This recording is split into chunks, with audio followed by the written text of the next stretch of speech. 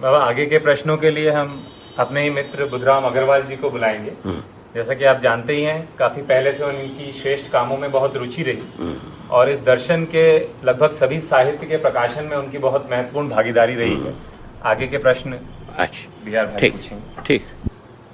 हाँ बाबा, आगे जो है सत्यता, सत्ता में संपृक्त प्रकृति ही सृष्टि, प्रकृति ही नियति, नियति ही व्यवस्था, व्यवस्था ही विकास एवं जागृति।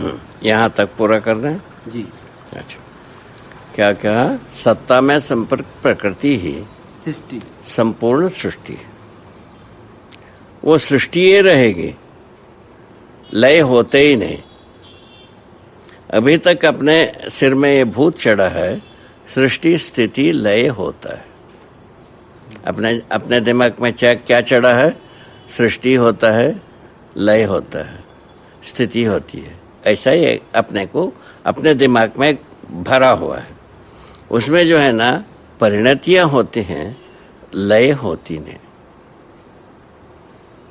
ठीक है, लय होता ना, ये बात को अपने को पकड़ना है। जब लय होता ही नहीं है, वो उसको यथास्थिति को बनाए रखने के लिए क्या विधि है, ये बात को सोचना बनता है। यदि लय होता है, जल्दी सृष्टि को लय होने में ही अपन मदद करते हैं, है ना। लय को अपन ये माने हैं, परिणतियों को अपन मानते हैं लय। जैसा शरीर गर्भाशय में रचित हुई और उसके बाद बड़े हुए शरीर विलय हो गए, उसको अपन मृत्यु कहते हैं, विलय कहते हैं, ठीक है ना, लय कहते हैं। इस ढंग से अपन माना है। जबकि शरीर की सभी वस्तुएं धरती में ही रहते हैं, धरती के वातावरण में ही रहता है, कोई चीज भाग ही नहीं सकता। परिणति हो गई। और जो रासायनिक भौतिक वस्तुएं, तो ज्यादा से ज्यादा रासायनिक वस्तुएं रचना विरचना में जल्दी होते हैं, है ना। तो उसमें रासायनिक भौतिक वस्तुओं के साथ ही शरीर रचना बना रहता है और रासायनिक भौतिक वस्तुओं में परिणतियां निरंतर है। उसको अपने को ध्यान में रखने की जरूरत। उस ढंग से क्या है, जीवन जो है ना नित्य है।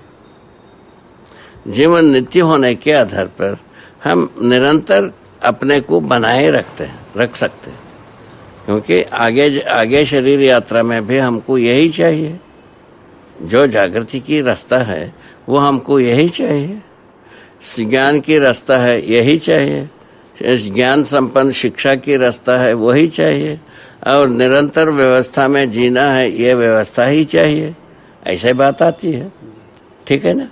इस ढंग से हमारा जो दिमाग में जो पहले से भरी हुई सृष्टि स्थिति लय का कल्पना छोड़ देना चाहिए, परिणतियों को स्वीकारना चाहिए।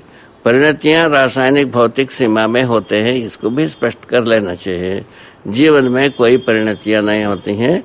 जीवन में यदि होता है कमी रहती है, भ्रम के रूप में कमियां रहते हैं, उसको जागृति में परिणत होना है, ये बात बनता है, ठीक है ना। इस ढंग से सृष्टि स्थिति लय के बारे में अपन के हैं आगे स्पष्ट किए हैं। इकाई धन अनुकूल इकाई बराबर सृष्टि सृजन, है ना। और जो उसके बाद लिखा है अनुकूल इकाई के, जो अनुकूल इकाई सृष्टि हुई, सृष्टि के लिए पोषण इकाई बराबर स्थिति, शोषण इकाई बराबर परिणति विलय, ये लिखा है। आगे चल करके इसको स्पष्ट किया है दर्शन में, ठीक है। और आगे व्यवस्था ही विकास एवं जागृति। और जागृति का यदि परंपरा कोई चीज है, वो व्यवस्था ही एकमात्र आधार है। व्यवस्था में जीने के आधार पर ही परंपरा में जो कुछ भी संतान आती है, मानव संतान, उसको जागृति के लिए प्रेरणा देने की व्यवस्था शिक्षा ही है, ठीक है। आगे विकास एवं जागृति ही सृष्टि है। विकास एवं जागृति ही सृष्टि और उसकी निरंतरता है। आगे बाबा नियम ही न्याय, न्याय ही धर्म, धर्म ही सत्य, सत्य ही ऐश्वर्य, सहअस्तित्व, ईश्वरानुभूति ही आनंद, हाँ। आनंद ही जीवन, जीवन में नियम है। बोलिए, इसको कितने अच्छे ढंग से समझ सकते हैं। जीवन ही ज्ञान, सर्वप्रथम क्या है, जीवन में ही ज्ञान होगा ना भाई। जी। ज्ञान होने से क्या होगा, लिखा नियम ही न्याय। न्याय। ज्ञान होने से अपने को ये पता लगता है नियम ही न्याय। नियम पूर्वक जीने पर हम न्याय पूर्वक जीने की जगह में आ गए। न्याय पूर्वक जीने से समाधान आ गया। समाधान आने से, समाधान क्या चीज है, सुखी होना समाधान। हम सुखी होना आ गया तो तब हम सत्य को पहचानने गए। सत्य क्या चीज है, सहअस्तित्व रूपी सत्य को पहचान लिए, निर्वाह कर लिए, ठीक है ना। सब जो सत्य ही क्या है, सहअस्तित्व। सत्य ही सहअस्तित्व। हाँ? सहअस्तित्व। सहअस्तित्व। इसके बीच में ऐश्वर्य। हाँ, तो इसके बीच में सहअस्तित्व को ऐश्वर्य कहा, कहा है ना। सहअस्तित्व को वैभव कहा। ऐश्वर्य का मतलब है स्थिति, माने स्थिति के रूप में होना, निरंतर वैभव में रहना, वर्तमान में रहना, इसका नाम है वैभव। ऐसे वैभव जो है ना, सहअस्तित्व ही है। सहअस्तित्व कभी भी मरता ही नहीं, सहअस्तित्व की मृत्यु होते ही नहीं, नित्य वर्तमान। वर्तमान। हाँ, आगे ऐश्वरानुभूति ही आनंद। आनंद। ऐसे जो सहअस्तित्व में अनुभव होना है, जो व्यापक वस्तु में अनुभव संपूर्ण प्रकृति का होता है, फलस्वरूप ईश्वरानुभूति हम कहा है। ऐश्वर्य सहित ईश्वर। ऐश्वर्य क्या चीज है, सहअस्तित्व ऐश्वर्य है। व्यापक वस्तु में संपूर्ण प्रकृति, नित्य वर्तमान, विकासशील, जागृतिशील जागृति, ये वैभव है। यही अनुभव का मुद्दा है, ठीक है। आगे,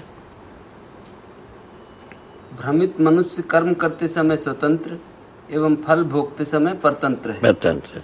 भ्रमित वस्तु के बारे, व्यक्ति के बारे में कहा है, पशु मानव राक्षस मानव के लिए कहा है। कर्म करते समय में स्वतंत्र है, फल भोगते समय में परतंत्र हो जाता है, इसीलिए परेशान होता है, ठीक है।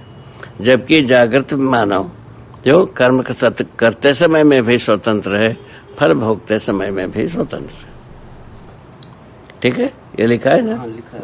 इसको थोड़ा सा बाबा, कर्म करते समय स्वतंत्र एवं फल भोगते समय परतंत्र है भ्रमित मनुष्य, इसको थोड़ा सा और समझा दीजिए। जैसा किसी आदमी अपने पास बंदूक रखा, जी। उसमें स्वतंत्र है ना। जी। वही बंदूक से उनको कोई दो गोली दाग दिए, तब क्या हुआ, उसका फल में स्वतंत्र नहीं रहा ना। गोली की एक बंदूक को एक कार्य रूप में हम लाए, तो जब उसी की बंदूक से उनका मृत्यु हो जाता है, परतंत्र हो गए ना, नहीं हुआ, हो गए, परतंत्र हो गए ना। सही बात है ये। अच्छा, वही वस्तु अभी विज्ञान जो है ना, इतना बड़ा विज्ञान कम्युनिटी तो फिशन फ्यूजन को प्राप्त कर लिया। उसको प्रयोग करेंगे तो कोई आदमी ही नहीं रहेगा धरती में।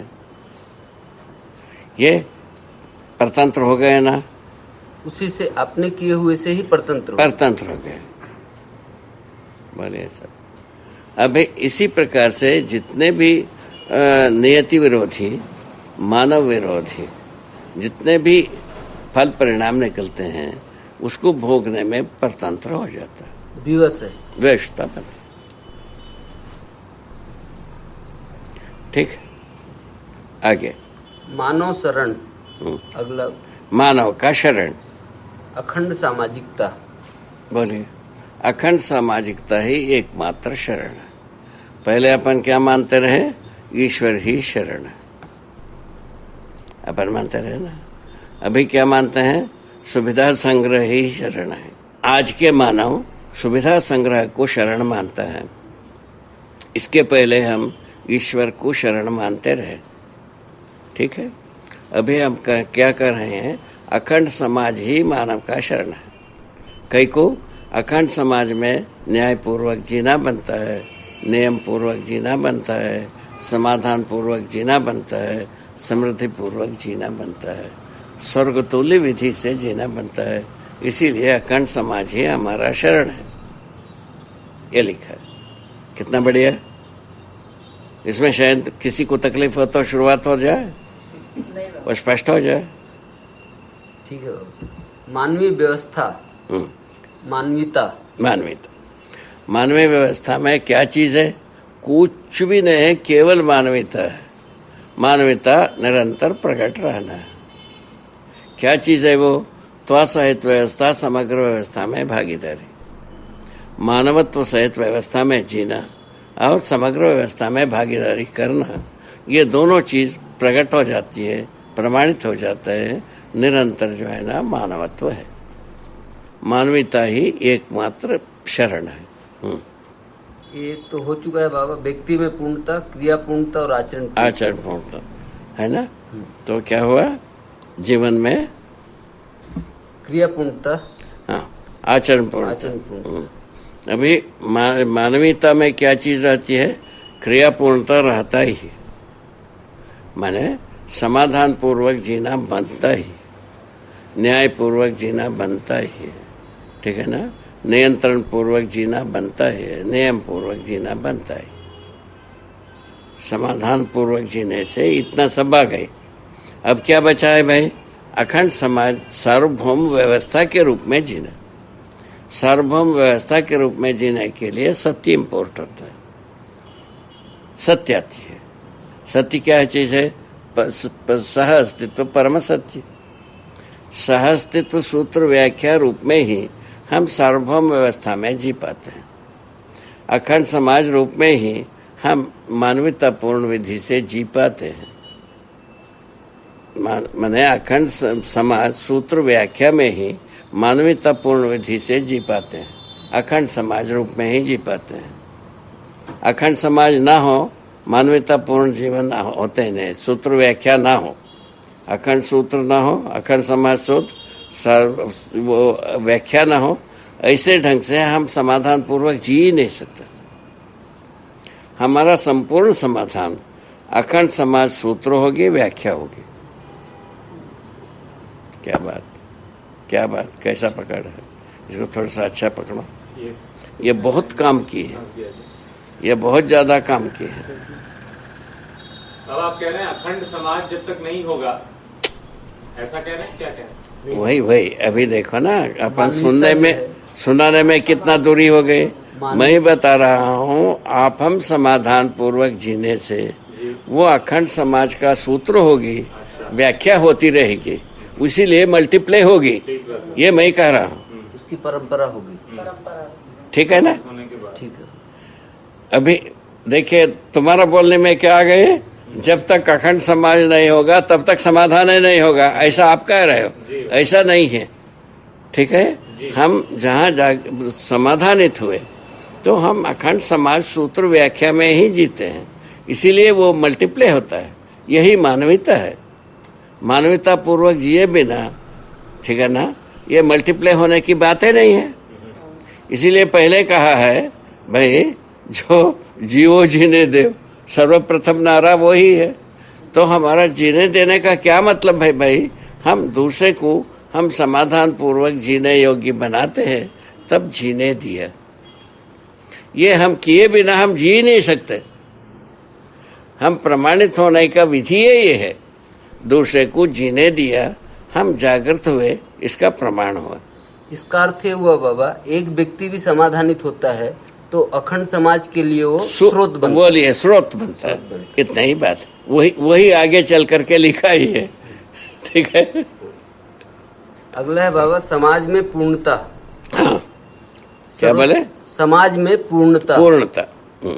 सर्वतोमुखी समाधान, समृद्धि, अभय, सहअस्तित्व। यदि कोई चीज समाज में पूर्णता होती है, मानव परंपरा में अखंड समाज, सर्व मानव में जो यदि कोई चीज प्रमाणित होती है, वही चार चीज: समाधान, समृद्धि, अभय, सहअस्तित्व।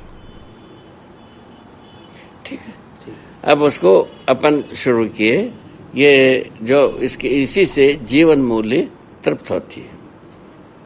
समाधान से सुख, समाधान समृद्धि से सुख शांति, समाधान समृद्धि अभय से सुख शांति संतोष, और समाधान समृद्धि अभय अब सहस्तित्व प्रमाण से हम समाधान माने सुख शांति संतोष आनंद ये प्रमाणित होना शुरू करते हैं। मानव लक्ष्य पूरा होने से जीवन मूल्य प्रकट होता है, यह सिद्धांत है। और मानव लक्ष्य को पूरा ना करें, हम जीवन मूल्य को पूरा तो प्रमाणित कर लें, ये होने वाला नहीं। अपने को पहले क्या किया, जीवन तृप्ति के लिए या जीवन मुक्ति के लिए, जीवन तृप्ति का तो नाम दे दिया है, और एक इसमें लिखा है तृप्तो भवति कृतकृत्यो भवति सानंदो भवति, ये नारद भक्ति सूत्र में लिखा है। तो वो कब सारूपी हो गया, माने इष्ट देवता के रूप में विलय हो गया, ऐसा लिखते हैं। इसको क्या प्रमाणित किया जा सकता है?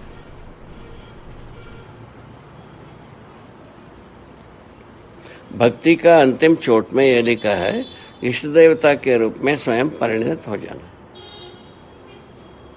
और उसके पहले क्या कहा था, ब्रह्म में विलय होना। ये दोनों करीब करीब एक ही है, ठीक है, ऐसा बात कहते हैं। इसको प्रमाणित करने का तो कोई चांस है नहीं। और इष्ट देवता वो जिनके लिए हो गया इष्ट देवता, उनके लिए प्रमाण होगा, वो तो परंपरा में आता नहीं। कैसा किया जाए? इसके लिए कहा क्या है, समाधान समृद्धि अभय सहस्तित्व पूर्वक जीने से जीवन मूल्य प्रमाणित हो जाता है। ठीक है। और उसको उल्टा भी कहा है आगे कि जीवन मूल्य यदि प्रमाणित होता है तो मानव लक्ष्य पूरा होना स्वाभाविक है, ये लिखा। जीवन मूल्य यदि प्रमाणित होती है, यदि दूसरा कोई विधि से मानव लक्ष्य प्रमाणित होना आवश्यक है, यह स्वाभाविक है। मानव लक्ष्य पूरा नहीं हुआ, जीवन मूल्य पूरा हो गया, ऐसा कहते हैं। इसमें तमाम प्रकार के रहस्य में चले गए। वो रहस्य मुक्ति के लिए आवश्यक है चेक बैलेंस प्रोग्राम। आगे अगला है बाबा, राष्ट्र में पूर्णता। राष्ट्र में पूर्णता। हाँ, किसमें? राष्ट्र में, देश, राज्य में, राज्य में पूर्णता, कुशलता, निपुणता, पांडित्य। पांडित्य बोलिए साहब। जैसा एक परिवार राज्य, परिवार राज्यसभा, परिवार समूह राज्यसभा, एक ग्राम राज्य सभा अपन लिखे हैं। इसमें यदि पूर्णता को हम अनुभव करते हैं, वो निपुणता, कुशलता, पांडित्य से। पांडित्य क्या है? मैंने अखंड समाज सार्वभौमता को प्रमाणित करता है ना। निपुणता कुशलता है, समृद्धि के लिए कार्य करता है। श्रम से समृद्धि, समझदारी से समाधान। बोलिए ये पूरा पड़ता है कि नहीं? हो गया बस। आगे अंतरराष्ट्र में पूर्णता, अखंड राष्ट्र। अखंड राष्ट्र। अखंड राष्ट्र का क्या मतलब है? धरती अखंड है ही, हमको बनाना नहीं, है को पहचानना। ठीक है।